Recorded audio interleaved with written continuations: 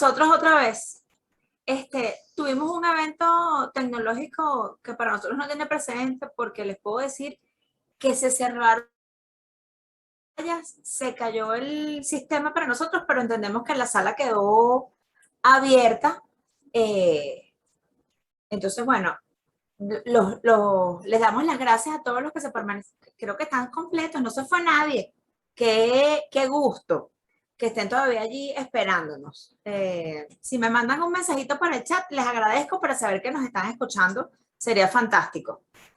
En unos segundos creo que ya vamos a empezar a transmitir otra vez por Instagram, que lo estamos sacando por el Instagram Live. Y como les dije, luego de terminada la actividad, nosotros vamos a colgar el video en YouTube. Bueno, por aquí me dicen que se escucha perfecto. Qué bueno, gracias por el mensaje, que eso nos da como un poco de claridad de que regresamos y nos están escuchando y nos están viendo. Rita también nos dice que se escucha perfecto.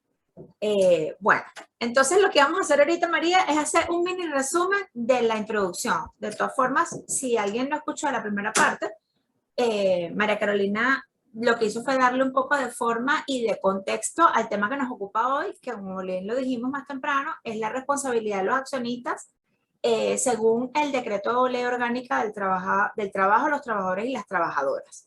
Entonces, en ese sentido, ¿qué podemos decir, María? O sea, a título de resumen, para ponernos otra vez en contexto, no existía en las leyes laborales ninguna disposición de esta índole, donde se estableciese expresamente la responsabilidad solidaria de los accionistas de una persona jurídica, cuando es la persona jurídica el empleador, el patrono del trabajador.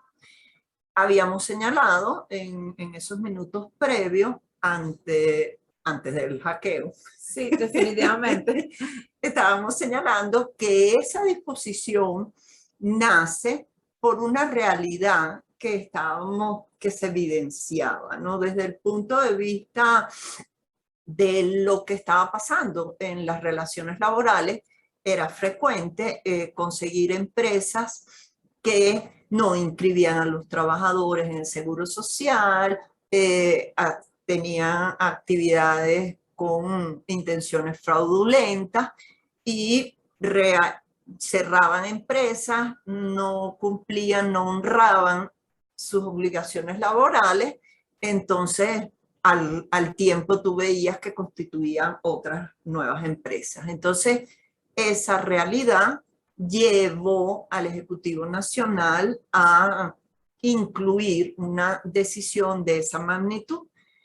¿Qué pasa? Que yo lo veo que hay una franca contradicción entre las disposiciones del Código de Comercio, donde te dice que los socios en las sociedades mercantiles responden hasta el límite de sus acciones y no responderían a título personal con su patrimonio propio. Entonces, si bien sabemos que la norma nace por una exigencia, casi que un grito de la colectividad laboral, pues también entendemos la posición que han tomado los órganos empresariales que dicen, epa, ya va, esto me está alterando las normas por las cuales yo constituí una organización. También decía que ambos derechos son derechos constitucionales. Entonces va a corresponder a la función jurisdiccional tratar de establecer una interpretación correcta de ambas situaciones. ¿Ok? Antes de que tuviésemos el corte, yo lanzaba una pregunta, decía, ¿cuál fue la finalidad? O sea, ¿qué está detrás de esta disposición? Y tú decías, obviamente está la protección. La protección de los créditos laborales. Si bien es cierto que el decreto ley establece una protección absoluta hasta de los créditos quirografarios, están establecidos y privilegios dentro de la propia ley, pues extender la responsabilidad al patrimonio del accionista, pues da una garantía al trabajador de que efectivamente va a cobrar sus créditos. Aquí tendríamos dos cosas interesantes, doctora. Uno, el manejo de la prescripción, porque recuerde que la prescripción es de 10 años. Es de 10 años, correcto. Entonces, los trabajadores tienen hasta 10 años para demandar. Entonces, el accionista de una empresa tendría esa misma espada de Damocles 10 años sobre su cabeza, porque no sabe en qué momento puede ser demandado por un trabajador que considere que al momento que le pagaron sus prestaciones sociales no se las pagaron completo, o sea, tiene diferencia, o sea, sí me pagaste, pero no completo, no me tomaste todos los conceptos. Entonces tendríamos, ese accionista tendría una situación hasta de 10 años, saber si me van a demandar o no. Por una solidaridad. Ni siquiera por una demanda directa. Pues. Sí, sino solidariamente responsable. Entonces, yo quisiera que conversáramos distintas decisiones que han tomado los tribunales para que más o menos la gente vea cuáles han sido los criterios que se han manejado a nivel de los tribunales. ¿Ok? O sea, lo primero que debemos saber es que la disposición entra en vigencia a partir del 7 de mayo del 2012. Los casos previos a esa fecha, siempre los tribunales dijeron que los accionistas no tenían cualidad para ser llamados a juicio. ¿Por qué? Porque prevalecía el artículo 201 del Código de Comercio y las disposiciones de la Ley Orgánica del Trabajo, que decía que la responsabilidad estaba limitada a los intermediarios, a las subcontratistas, con los contratistas y cuando existiera inherencia y conexidad. Entonces, es a partir del 2012 donde nosotros nos vamos a encontrar con este escenario. ¿Okay? Es correcto.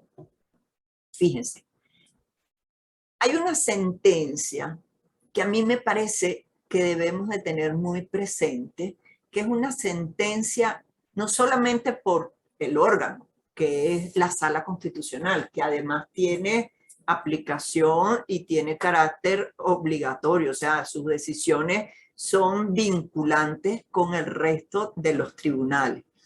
Pero esa decisión de la Sala Constitucional, a mí me parece que debemos de tenerla muy presente. Le cuento, doctora. En esa sentencia de la Sala Constitucional es una sentencia por un recurso de revisión de una sentencia de un tribunal superior. Entonces, el Tribunal Superior Séptimo del área metropolitana declara con lugar una sentencia del Tribunal Ejecutor, donde el Tribunal Ejecutor señaló que no se podía dictar la medida de embargo preventivo contra los bienes de unos accionistas, porque los accionistas no habían sido demandados en el juicio principal. Entonces, el Tribunal Superior, que además fue el juez era un compañero mío del posgrado, William Jiménez, William dice en su sentencia que efectivamente el ejecutor tiene razón, porque no se puede ejecutar una sentencia contra alguien que no ha sido parte del juicio. Y la Sala Constitucional dice que es correcta esa interpretación. ¿Por qué? Porque se quería hacer valer en los bienes de los accionistas una medida donde los accionistas no habían participado desde el inicio. Te explico. Se demanda a la empresa a título directo, claro, pero no se incluyó solidariamente a los accionistas. Y los accionistas aparecen es solamente al momento en que se quiere ejecutar la decisión. Entonces, los dos jueces dicen, espérate un momentico, no vamos a ejecutar esto en bienes de alguien que no fue parte de este juicio. Que no se notificó y que no participó en el juicio. Entonces, aun cuando el artículo ya está vigente, pero es importante cuando la sala dice en su motiva, espérate un momentico, si bien es cierto, tenemos el artículo 151 que dice que los accionistas responderán solidariamente, ellos no fueron demandados desde el inicio. Y eso nos da luces en que para poder hacer valer esta disposición, tienes que demandar solidariamente a los accionistas desde el comienzo. es correcto. ¿Okay? Para tener, si quieres tener alguna garantía de aplicabilidad de esa disposición. Sí, es como tienes que hacerlo parte desde el principio para tú tener, como que dice, todas las posibilidades a la hora de la ejecución. O sea, teniendo un resultado favorable de la sentencia, entonces la búsqueda del cumplimiento de la misma, tengas como que dice todas las cartas sobre la mesa para lograrlo. De otro modo no tendría sentido. Otra de las cosas interesantes de esta sentencia, que ojo, les digo, debemos de no perderle la vista, es que dice, espérate un momentico, si bien es cierto que tengo el artículo 151 que dice que son responsables solidariamente, ¿en qué casos va a operar esa responsabilidad? Y da como unos lineamientos. Y el lineamiento general, podríamos decir, que es que cuando se demuestre que la persona jurídica quedó insolvente, que es el llamado en primer término a responder de la obligación, se levante el velo corporativo y se compruebe efectivamente la cualidad del accionista, entonces es que yo podría establecer la responsabilidad solidaria. ¿Okay? Entonces, uno, tendría que estar demandado desde el comienzo. Dos, se debería demostrar que hay como una actuación fraudulenta de la persona jurídica en detrimento de los derechos de los trabajadores, y ahí es cuando se activaría la responsabilidad solidaria de los accionistas. ¿Me supo explicar? Correctamente. Esa sentencia para mí es la sentencia que debe ser el norte de estas reclamaciones. Posteriormente a esta sentencia, que la que le estoy diciendo es del 17 de octubre del año 2014, en el año 2016, la Sala de Casación Social viene y hace suyos esos argumentos de la constitucional y vuelve a establecer el criterio que deben ser los accionistas demandados desde el inicio de la querella. Debe de haberse, por lo menos, haber tenido presunción medianamente cierta de que hay insolvencia por parte de la empresa, levantar el velo corporativo, cosa de poder ir hasta los accionistas reales de la organización. Entonces ahí obtener una sentencia que pueda ser ejecutada bien con la persona jurídica o bien con sus integrantes accionistas, porque fueron, desde el comienzo, fueron llamados a juicio. Posterior a esto, entonces ahí se nos presenta una situación que yo siento que viene a ser un poco delicada. ¿En qué sentido? En que las sentencias posteriores, la sala social se ha apartado de estas dos primeras decisiones que para mí eran bien coherentes y ahora han establecido que basta con que se demuestre la condición de accionista y ya responde solidariamente. A mí eso me genera esa flexibilidad y esa poca profundidad en el análisis me asusta. Claro, porque era parte de lo que conversábamos un poco más temprano, que tú decías, si bien el artículo te está diciendo que hay una responsabilidad solidaria, eso tiene que obedecer a unas razones. Entonces, digamos que debería ser como escalado, que decías, bueno, tiene que ser la jurisprudencia la que nos indique cómo, pero de entrada, pareciera entonces que yo puedo llegar al tribunal con mi copia certificada de los estatutos constitutivos o de la última modificación de la asamblea y con eso ya le cobro directamente al accionista. Entonces, pareciera que no se está llevando adelante un procedimiento, porque también lo conversamos más temprano, te pregunto nuevamente, hay quien dice, tú me decías, hay quien dice que es una presunción, pero el artículo no habla de una presunción. No es una presunción.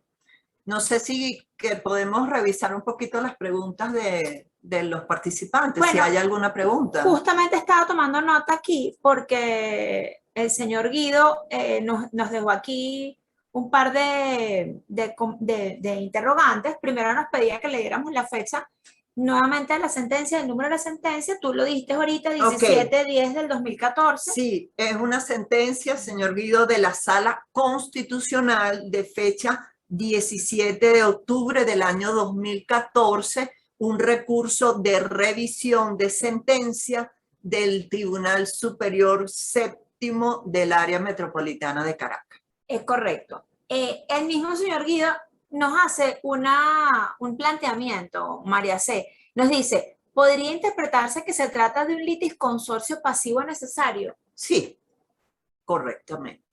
Y para que, según esta sentencia, para que los efectos de la sentencia realmente tuviesen repercusión en los accionistas, tienes que demandarlo desde el inicio, desde el momento en que se introduce la demanda.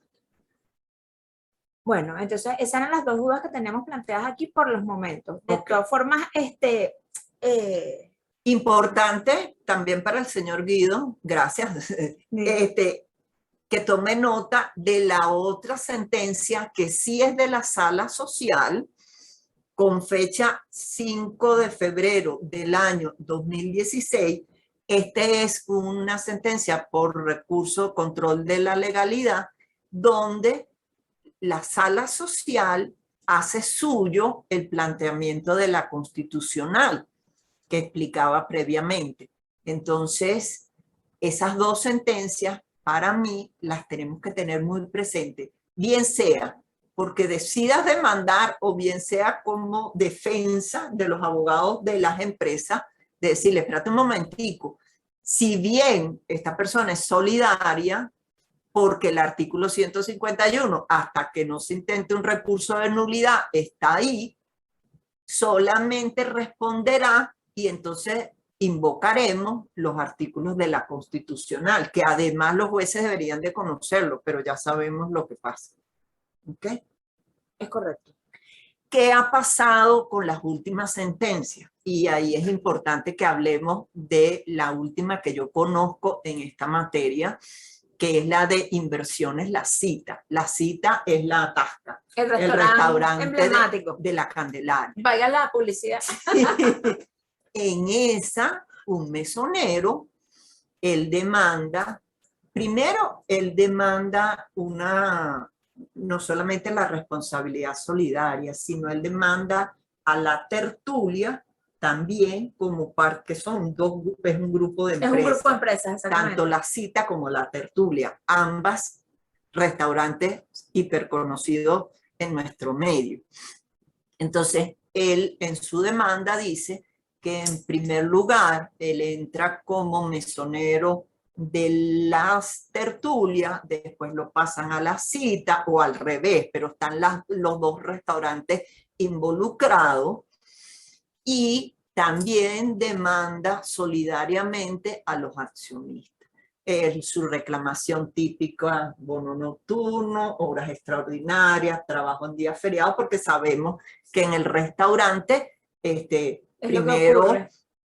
primero tienen turnos, hacen turnos y después en la noche redoblan, trabajan feriado, o sea, se exceden con el límite de las horas extraordinarias, entonces no le pagaban el salario mínimo, el mínimo nacional, sino que se complementaba con las propinas. Entonces, bueno, todo ese desastre que sabemos que ocurre en los restaurantes, pero lo más importante es el tema de la solidaridad, que como los hechos ocurren y se demanda después de que está en vigencia el decreto ley, la sala nada más se limita a decir: en vista que se comprueba la condición de accionista de los demandantes, son responsablemente solidarios en las acreencias del señor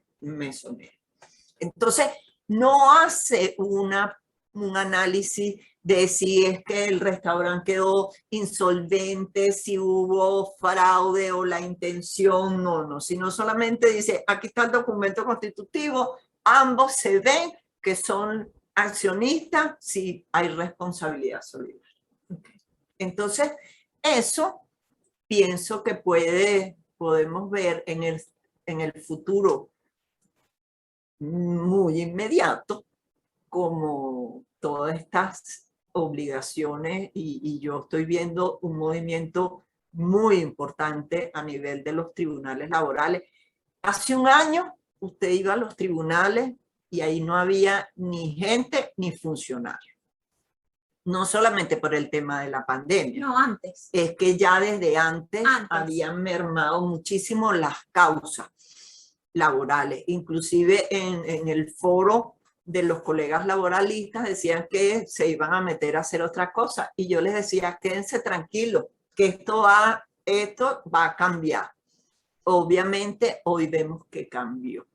Y las reclamaciones por distintas índoles se están ya viendo en los tribunales, y yo me imagino que la mayoría de los abogados va a estar demandando a la persona jurídica y también solidariamente a las acciones. Bueno, yo lo he visto como, lo he escuchado y como referencias y como tips.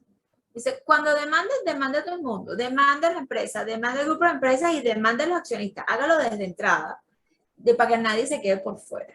Entonces, llama la atención, y bien lo comentábamos más temprano, porque yo entiendo que hay como dos momentos, ¿no? El momento donde tú estás defendiendo al trabajador y tú quieres, como quien dice, cerrar la brecha de que nadie se quede por fuera, y que a la hora de tener una sentencia favorable no vayamos a correr el riesgo de no poderla ejecutar, lo que conversábamos unos minutos antes, ¿no? Entonces, pero al mismo tiempo, desde el otro lado de la calle, separados en la otra acera, decimos que tiene que haber un poco de coherencia en el uso de este tipo de herramientas, o como que dice, o cuál es la interpretación que le vamos dando a nosotros que somos los que estamos en la calle, porque efectivamente hoy defendemos a un trabajador y mañana podemos estar defendiendo a una empresa o atendiendo las necesidades de una empresa o sea, dependiendo del momento en el que estés y te das cuenta cómo,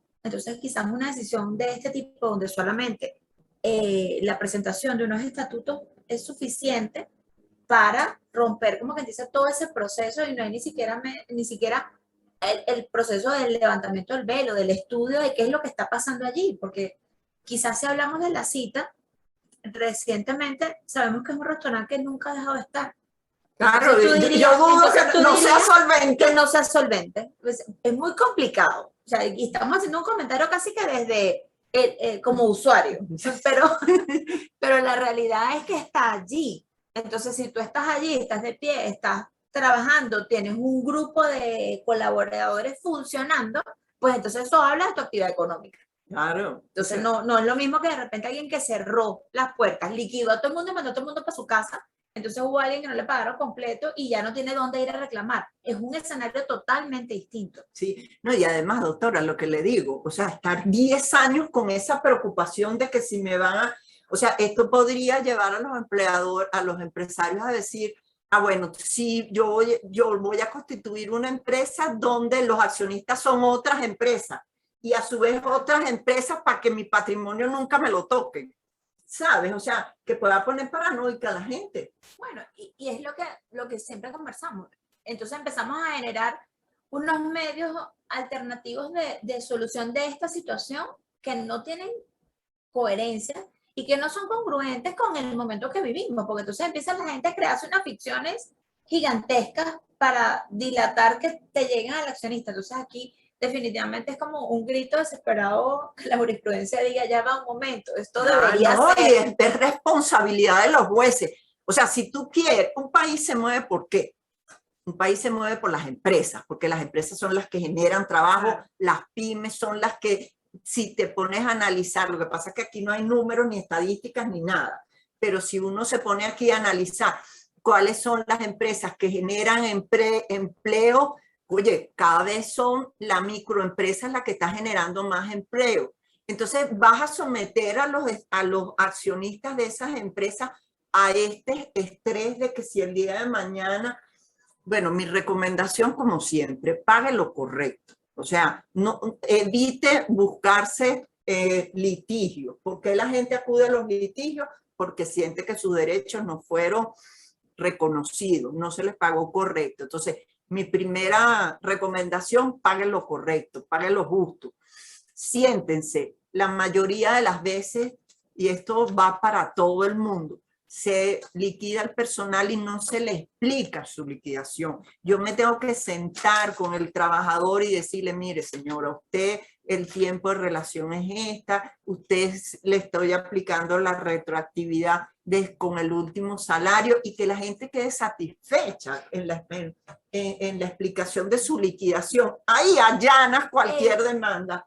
Debo rescatar eso porque justamente nosotros siempre compartimos y nos contamos aquí y me llamó un cliente y llamó otro cliente y un cliente planteó en estos días y en ese mismo orden de ideas de siéntese y comuníquese, explique. Yo siempre digo, socialice la información correctamente. En estos días llamaba un cliente y me decía que tenían una situación con unos trabajadores y yo le decía, el tema es que tú estás solventando algo metido dentro de una oficina con la puerta cerrada y no le estás contando al trabajador. Entonces, si tú no le cuentas al trabajador, el trabajador se imagina que tú estás haciendo algo dentro de la oficina, él nunca va a pensar que es algo positivo para él. Entonces, si tú vas a liquidar a un trabajador y tú estás cumpliendo, como quien dice, con todo lo que la norma te indica y lo que sus derechos han generado hasta ese momento, pues siéntese y socialice la información correctamente.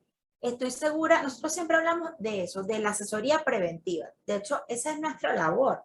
O sea, aquí en la organización, nuestro objetivo siempre es darles la asesoría previa, antes del conflicto.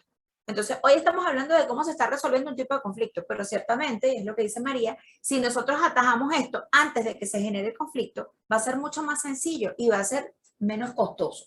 Claro. Menos costoso. Siempre sentarse, sacar la cuenta, conversarla y socializar la información debidamente va a ser mucho menos costoso que tener un altercado con el trabajador, terminar una relación laboral negativamente y después terminarse viendo en un tribunal.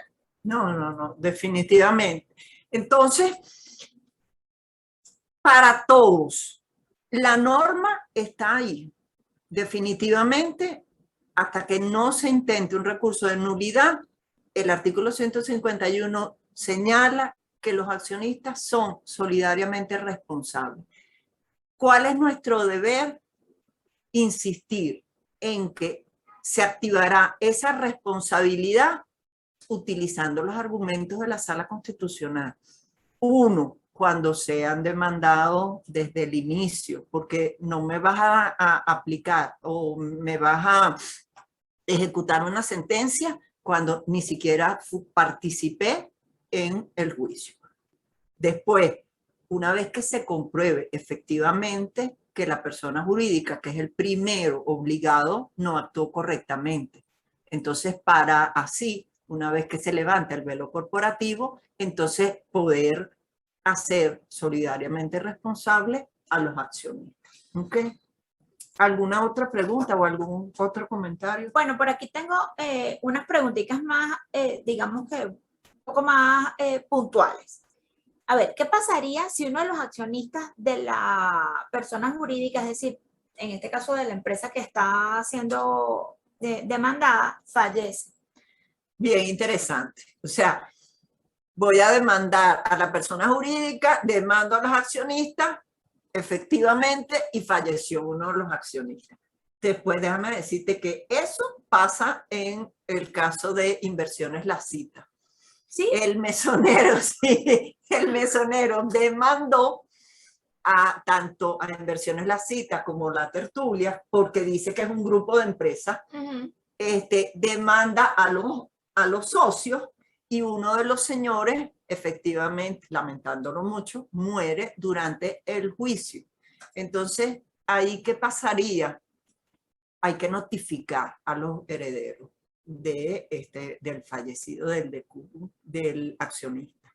Entonces, una vez que se notifica a todos los herederos, y ahí entonces habría que ver de si es posible que hayan herederos que no se conocen y a esperar los 3 meses. No, y si hay herederos menores de edad. Y si hay herederos, bueno, te voy a decir, si dentro de esos herederos hay menores de edad, pierde el conocimiento de la causa en los tribunales laborales, claro, y corresponde a los tribunales de niños y adolescentes conocer de esa reclamación para garantizar la protección y el interés superior de esos adolescentes o esos niños involucrados por el fuero atrayente que tiene la alumna. Entonces, dejarían de conocer los tribunales laborales y tendría la competencia los tribunales de niños y adolescentes para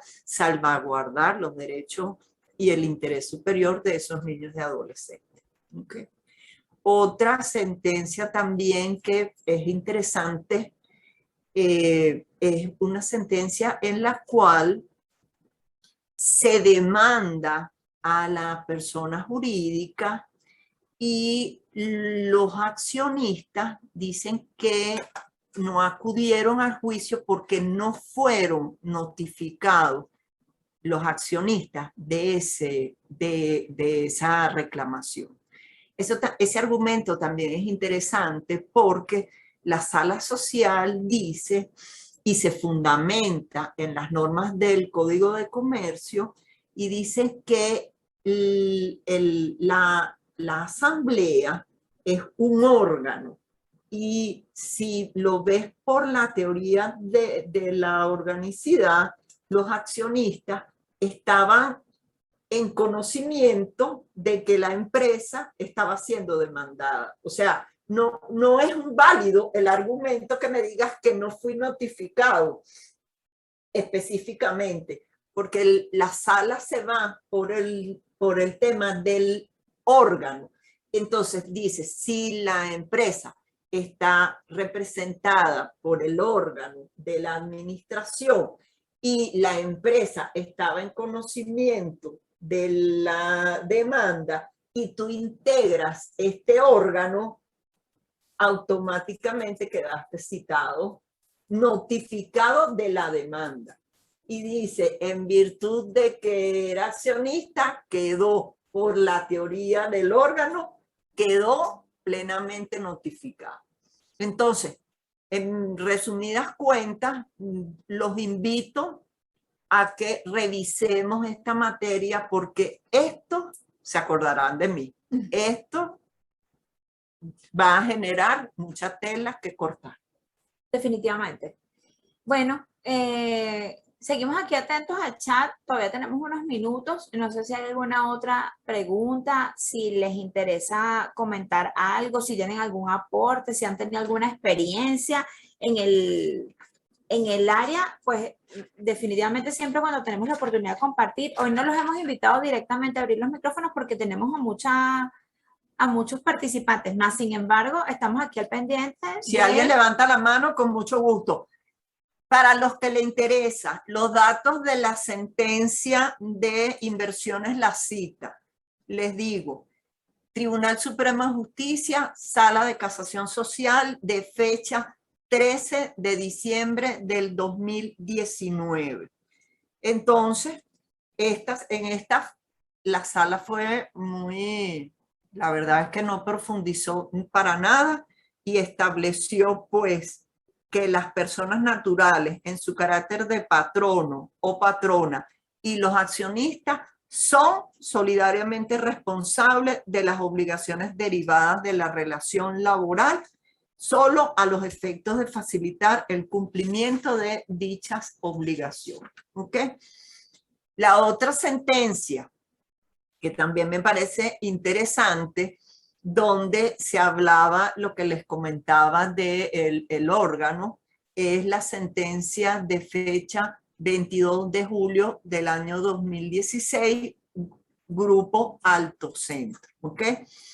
Entonces, en esta sentencia se determina que la responsabilidad solidaria de las obligaciones derivadas de la relación laboral a los accionistas de una determinada empresa bastará solamente con demostrar el carácter de accionista. No hace falta que esté insolvente, nivel corporativo, nada. Esta es como la más, ¿sabes? Que de aquí es donde yo veo que comienza, sí, que comienza la sala social a separarse del criterio que había sentado la constitucional, pero que tanto por un lado o por el otro siempre debemos de rescatar. ¿Okay? Mira, Isabel aquí nos pide que le repitamos los datos de la primera sentencia. De la, de la sentencia de la Sala Constitucional. 17 de octubre del 2014. Recurso de revisión contra sentencia del Tribunal Superior Séptimo del Área Metropolitana. Sala Constitucional. Bueno, ahí está la info, Isabel. Muchas gracias. Gracias a ti por estar pendiente y por participar. Bueno, nosotros nos va a tocar ir despidiéndonos, no sin antes decirles que la semana que viene tenemos también otra conferencia, estén pendientes para el miércoles. Mira, aquí tenemos, hay una pregunta. Aquí ya, vamos a ver, aquí el señor Puche, el señor Guido, nos dice, el accionista que vendió antes de la citación de la demanda podría ser obligado a pagar conjuntamente con el nuevo accionista. Sí. Es interesante ese planteamiento del señor Puche. Sí, primero él debería de, y tengan en cuenta que en unas sentencias recientes que he visto, que dice que para que la venta de acciones tenga efecto frente a terceros, deben estar registradas en el libro de accionistas. ¿Ok? Entonces, el libro de accionistas es lo que te va a dar fe de que ya yo no estoy metido en esto, porque yo vendí mis acciones Entonces al que debería de llamar a este juicio es al nuevo accionista y no a mí. Entonces, no solamente va a ser suficiente demostrar en la venta de acciones en el registro mercantil, el acta de la venta de las acciones, sino que debe ser también traído el libro de accionista, porque por la última sentencia que leí en la materia, es el libro de accionista lo que le da fe frente a terceros que ya no detentas las acciones que originalmente tenías dentro de la persona jurídica. Hay alguien también veo que está... No, nos dicen que están muy agradecidos por la oportunidad de mantenernos actualizados. Excelente jornada. No, nosotros estamos agradecidos que ustedes hayan participado. Hoy hemos tenido la casa llena y eso nos contenta muchísimo. Sí. Además está decirles que nosotros estamos siempre aquí atentos a darles respuestas, a prestarles apoyo en lo que requieran. Esa es nuestra misión número 1. Sí, de verdad que paguen lo correcto, evitemos juicio. El mejor juicio es el que se evita. El que se evita.